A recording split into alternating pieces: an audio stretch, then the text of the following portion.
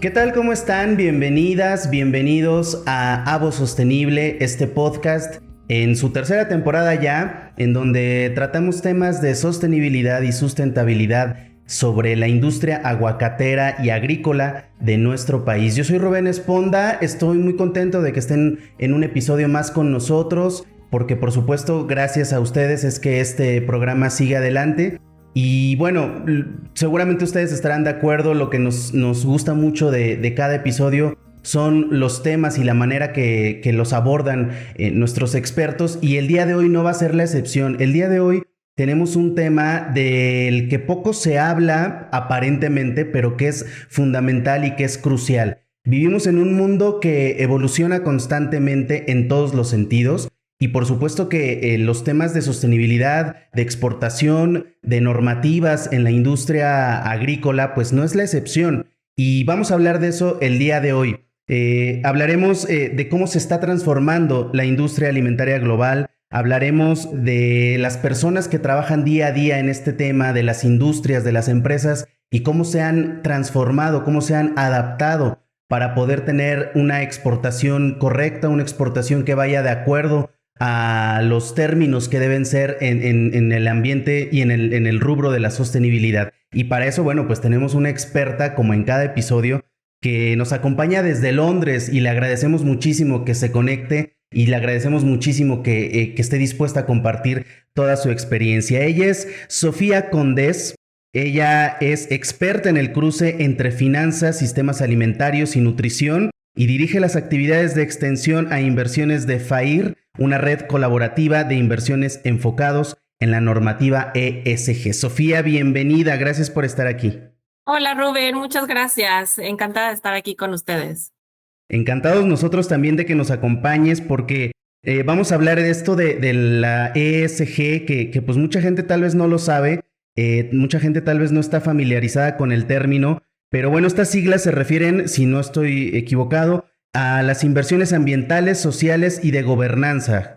Entonces, bueno, vamos a hablar de cómo estas normativas pues nos impactan a las industrias que quieren exportar aguacate a Europa, a otros países. Pero antes de eso me gustaría que nos platiques, porque sé que tú has tenido también participación en la iniciativa privada, así como en organizaciones que no tienen fines de lucro. Y bueno, pensaríamos que son distintos rubros, distintos ámbitos, pero tú has sabido estar y equilibrar esta vida profesional entre ambos rubros. Me gustaría saber cómo fue tu transición desde la inversión convencional, por decirle de alguna manera, hasta la intersección entre inversiones, los sistemas alimentarios, la nutrición, el medio ambiente. ¿Cómo llegaste hasta donde estás profesionalmente?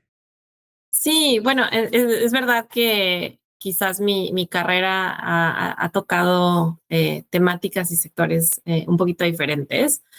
Quizás empezando antes de mi vida profesional, yo estudié Relaciones Internacionales y Economía del Desarrollo, porque desde chica tenía curiosidad por entender cuáles eran estos grandes retos a nivel global que necesitan colaboración de muchos actores, ¿no? Para poder superarse. Y en estos estudios también entendí que los gobiernos y las organizaciones sin fines de lucro tienen un papel muy importante, pero sin la colaboración con el sector privado y el sector financiero es muy difícil afrontar la magnitud de retos como el cambio climático, la desigualdad de género, la pobreza, ¿no? O sea, retos muy, muy grandes. Entonces, cuando yo entré a trabajar en finanzas de mercado, fue más bien para entender cómo funciona el mundo financiero y para ser parte de ese mundo, no necesariamente para quedarme en el mundo de las finanzas convencionales, sino para utilizarlo como una herramienta para afrontar estos retos importantes.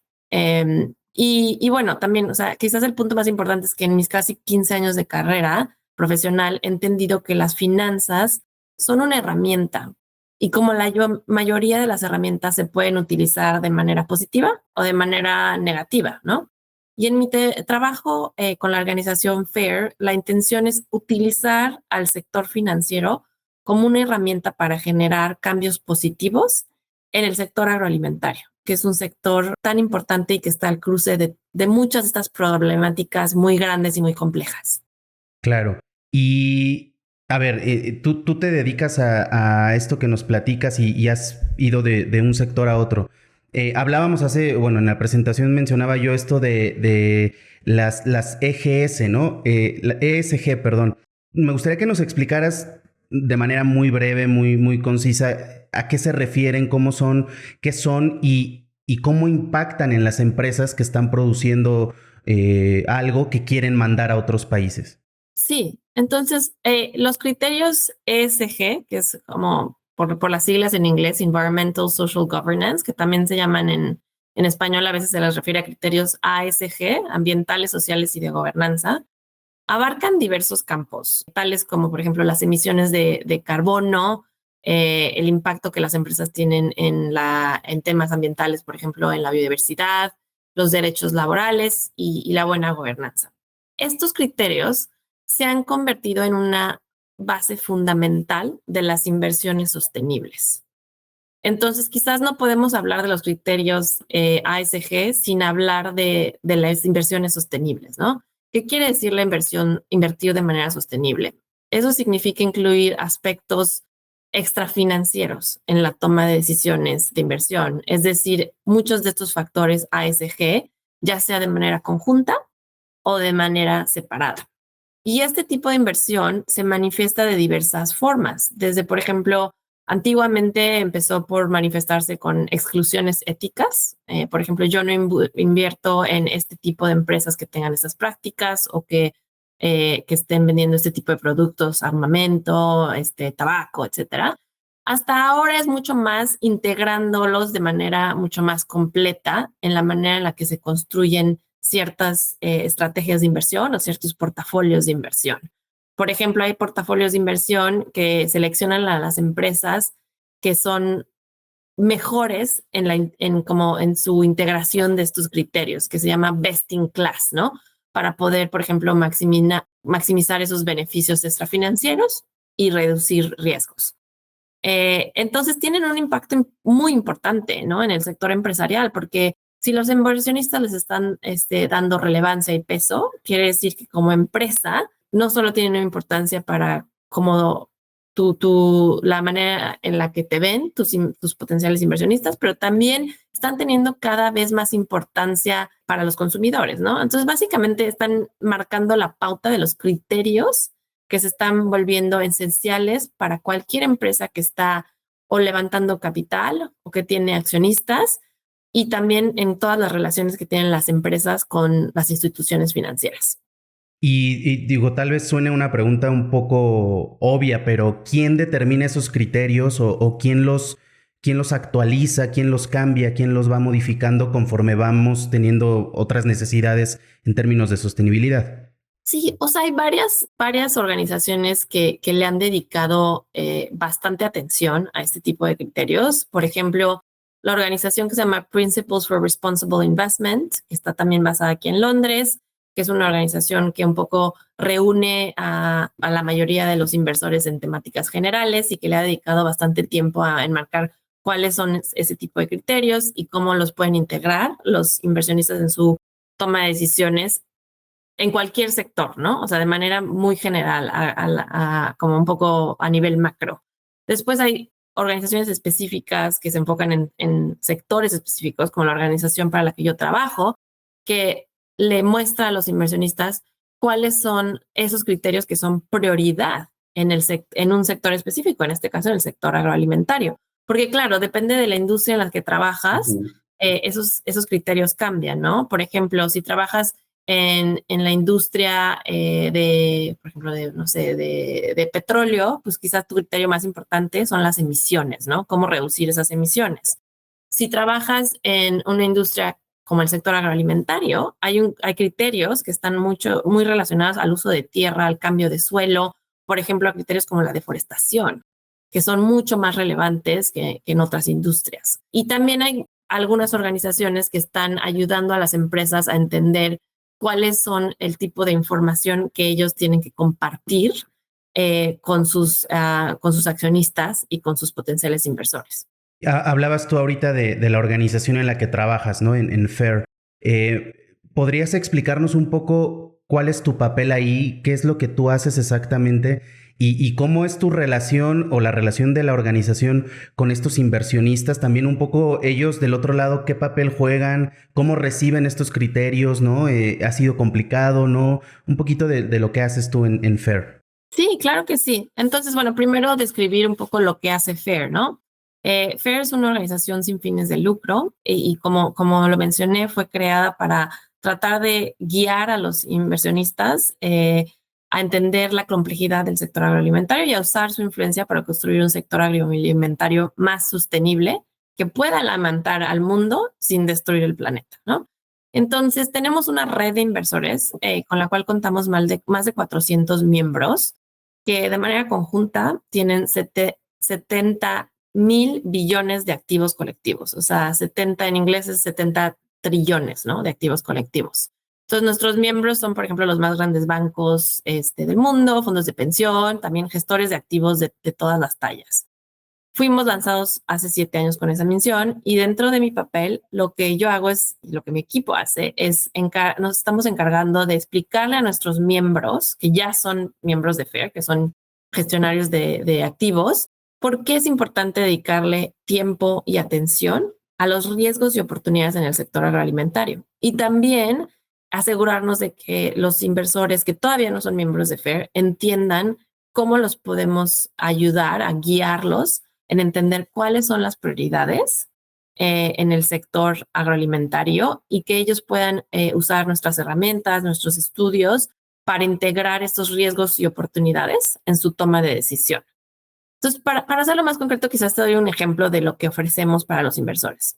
Ofrecemos varios estudios y herramientas comparativas, como por ejemplo, herramientas que ayudan a evaluar a diferentes empresas en el sector y entender quiénes son las empresas que tienen un mejor desempeño en cuanto a estos criterios y cuáles son las empresas que se están quedando atrás. También ofrecemos estudios temáticos sobre problemáticas específicas, por ejemplo, uso de agua, deforestación, ¿no? Para que entiendan qué está pasando. Como inversionista, hay mucho contenido que, por ejemplo, es académico, pero quizás no está realmente posicionado para que un inversionista lo pueda conectar a su trabajo en cuanto a gestión de capital, ¿no? Y también otra labor importante que hacemos es facilitamos iniciativas colaborativas donde los inversores se unen y utilizan su influencia colectiva para interactuar directamente con las empresas que son de las cuales son accionistas o de las cuales en las cuales tienen interés y para animar a esas empresas a adaptar mejores prácticas. Entonces, por ejemplo, una iniciativa colaborativa que tenemos que es para reducir las emisiones del sector, que incluye a miembros de, por ejemplo, como Walmart, o sea, es más como mirando a las empresas que están cerca del consumidor, ¿no? A muchos de los grandes supermercados del mundo. Entonces los inversionistas se unen y nosotros facilitamos ese diálogo entre esos grandes inversores y una empresa como Walmart. Y ellos, ¿cómo los notas tú? ¿Reciben bien estas? Porque entiendo que de alguna manera ustedes son la guía, ¿no? Para que ellos también puedan invertir de una mejor manera, no solamente en lo económico, sino en el tema ambiental. Pero ellos sí hacen caso, han sido renuentes o justo recurren a ustedes porque ya de entrada quieren hacerlo de otra manera, ¿no? Para ayudar al medio ambiente. Sí, bueno, y también creo que vale la pena entender que las inversiones sostenibles no juegan únicamente el papel de ayudar al medio ambiente.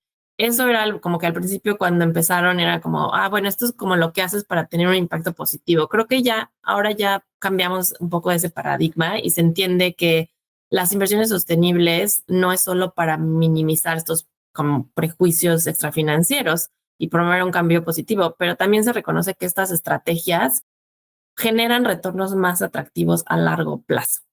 ¿Por qué? Porque las empresas que están integrando todos estos criterios tienen un mejor manejo de riesgos y también van a tener un menor costo de capital y una mayor estabilidad financiera, porque están viendo a futuro, están integrando todos esos criterios que hacen que las pongan en una posición más sólida para enfrentar estos retos importantes, ¿no? De un mundo cambiante.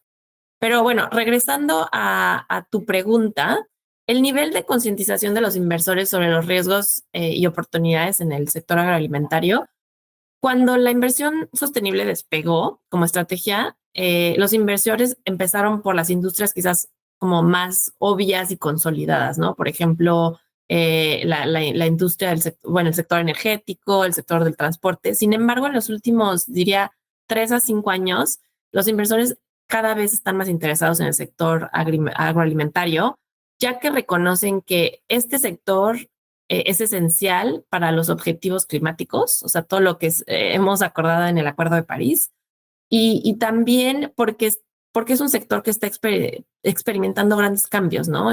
Cierta disrupción.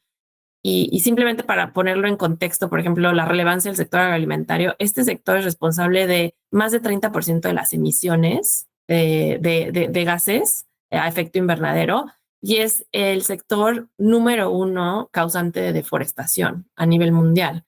Entonces, cada vez los inversionistas entienden que si quieren realmente hacer inversiones sostenibles en este sector, tienen que dedicarle mucho más atención. Claro, y lo que decías al inicio, ¿no? También que es, o así lo entendí, como una manera más segura de hacer negocio, ¿no? Una manera más segura de invertir tu dinero y ya no solamente esto de, bueno, cumplir por cumplir con el medio ambiente, ya es como un ganar-ganar en todos los sentidos.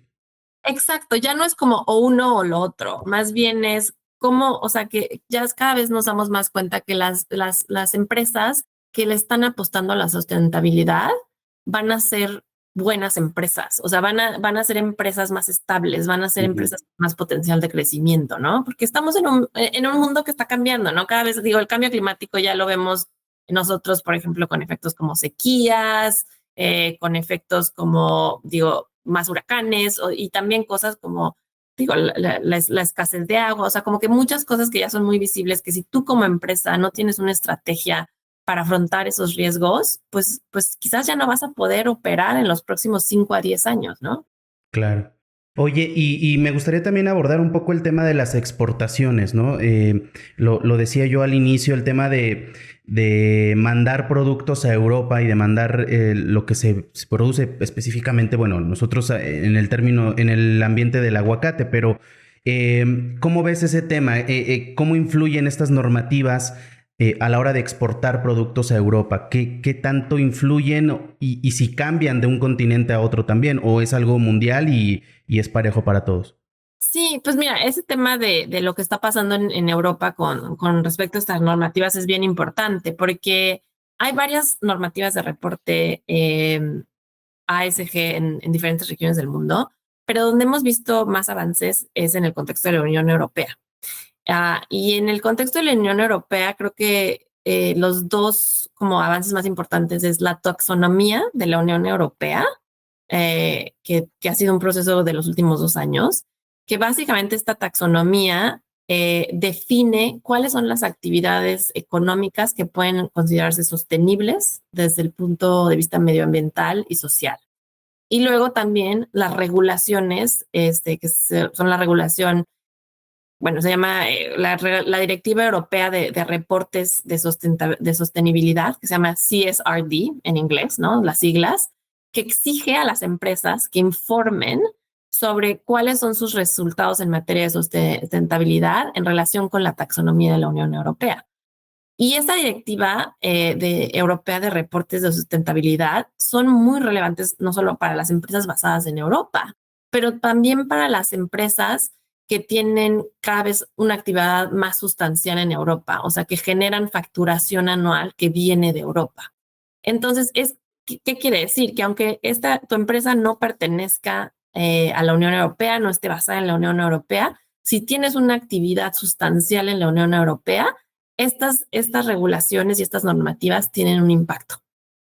Entonces, y también hay, por ejemplo, otro desarrollo muy importante a cuanto a sustentabilidad que tiene un impacto muy grande en el sector agroalimentario, es un nuevo reglamento de la Unión Europea sobre deforestación que exige a las empresas que comercian con ciertos productos, por ejemplo, ganado, cacao, café, aceite de palma, o los productos derivados de estas materias, que tienen que llevar a cabo como un reporte muy extensivo de su cadena de valor para garantizar que estas mercancías no son resultado de una deforestación.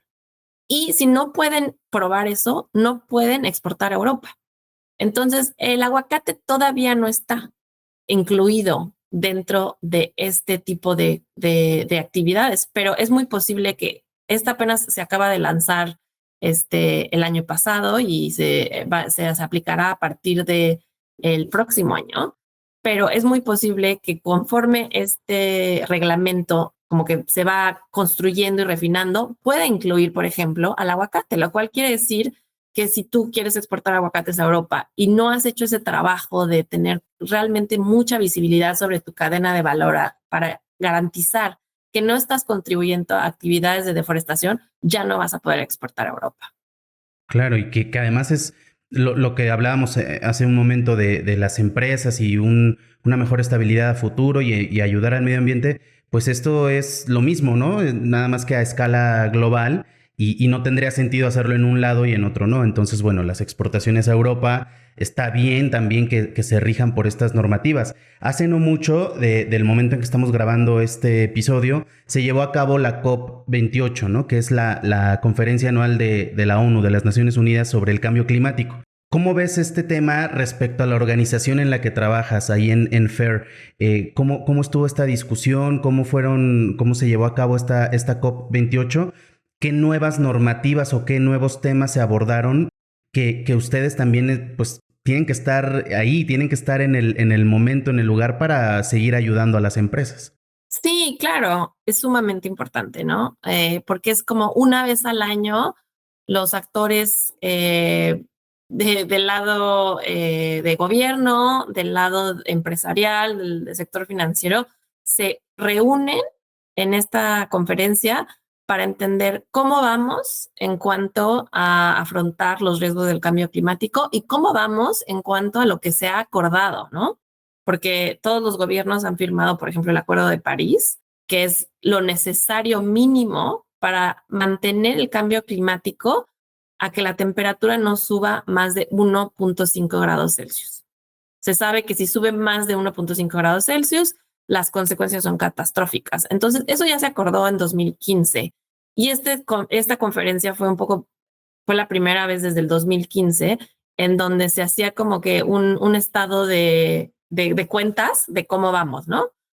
Y entonces, súper importante. Y FAIR asiste a esta conferencia por diferentes razones. Número uno, para elevar el mensaje de que la alimentación y la agricultura tienen que estar realmente como que al frente y al centro de cualquier negociación relacionada con la lucha contra el cambio climático.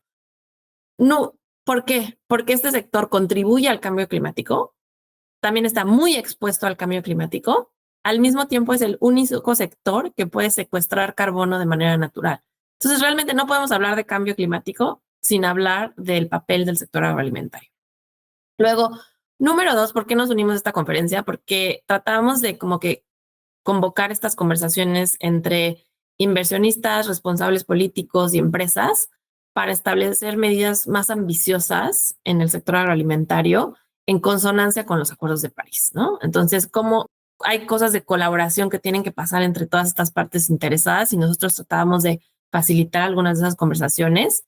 Y por último, también estamos ahí para elevar como la voz de nuestros miembros inversores y recordar a las otras partes que los inversores son actores esenciales, ¿no? En esta transición, o sea, porque en resumen, no hay transición hacia una economía más sostenible sin que haya flujos de capital que respalden esta transición. Entonces, la mayoría de los grandes inversores institucionales ya tienen objetivos bastante ambiciosos de cómo descarbonizar sus carteras de inversión, pero esos objetivos son difíciles de alcanzar si el entorno político o económico no apoya lo que ya está en el Acuerdo de París. Entonces, por eso los inversores están utilizando su voz para pedir a los responsables políticos que apoyen esta economía baja en carbono.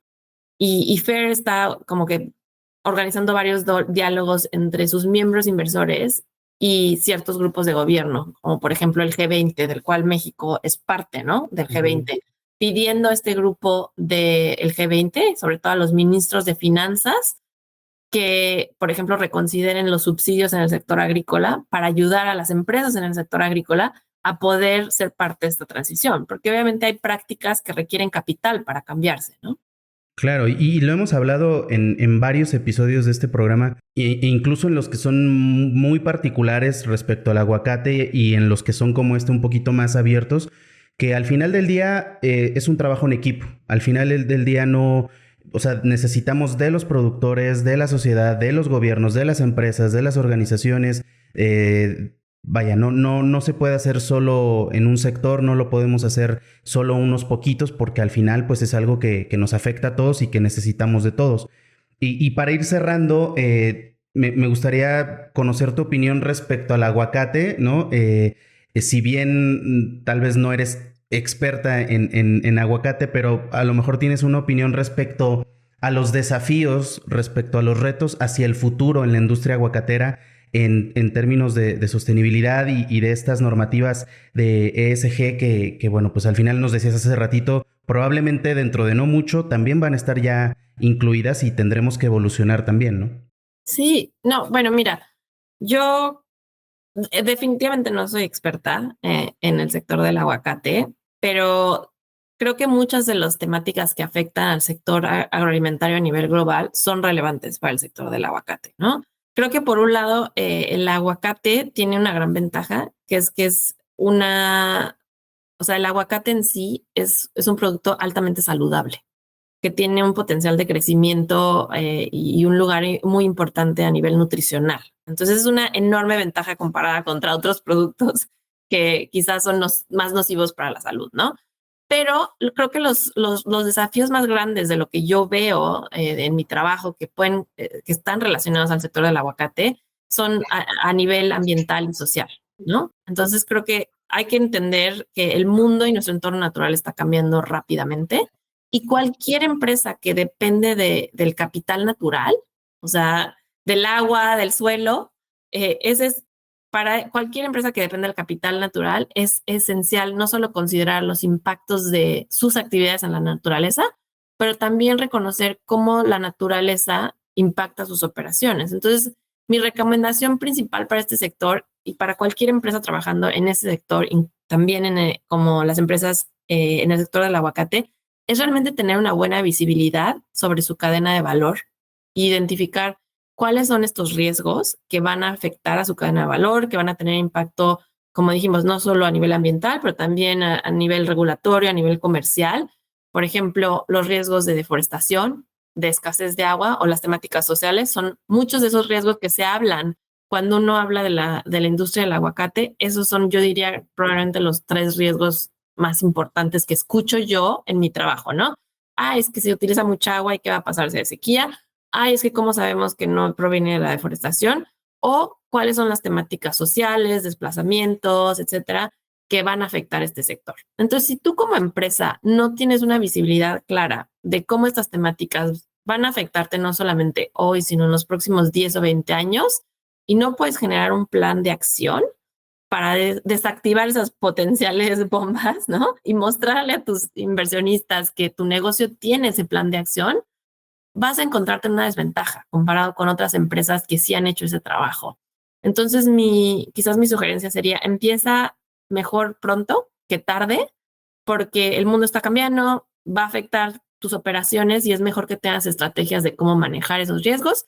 Y también eso se va a volver una oportunidad comercial para ti. Si tú le puedes probar a tus inversores, a tus clientes, que tú tienes un mejor manejo de estos riesgos ambientales, sociales y de gobernanza, vas a estar en una posición mucho más sólida. Claro, y lo pueden hacer con organizaciones como FAIR, que lo decías tú, es sin fines de lucro y al final del día, pues es trabajo en equipo y todos salen beneficiados. Exactamente, exactamente. Entonces sí los animaría a que se unan a organizaciones que están haciendo trabajo. También hay organizaciones que están haciendo trabajo en América Latina o más en el sector del aguacate y que consideren cómo pueden usar estos criterios ASG, implementarlos como una gran oportunidad. Claro que sí, sin duda, así tiene que ser. Y bueno, pues ya con esto llegamos al final de este episodio. Sofía Condés, te agradezco muchísimo que hayas estado aquí. Ella es experta en el cruce entre finanzas, sistemas alimentarios y nutrición, y además dirige las actividades de extensión a inversores en FAIR, que es una red, una organización sin fines de lucro que colabora con inversores enfocados en estas normativas que nos platicó, las ASG o las ESG en inglés, por sus siglas en inglés. Sofía, muchísimas gracias por conectarte desde Londres, te agradecemos muchísimo y ojalá que no sea la primera vez que estás por acá. No, gracias a ti, Rubén, un placer platicar contigo. Igualmente, muchísimas gracias. Gracias también a la gente que nos vio, que nos escuchó.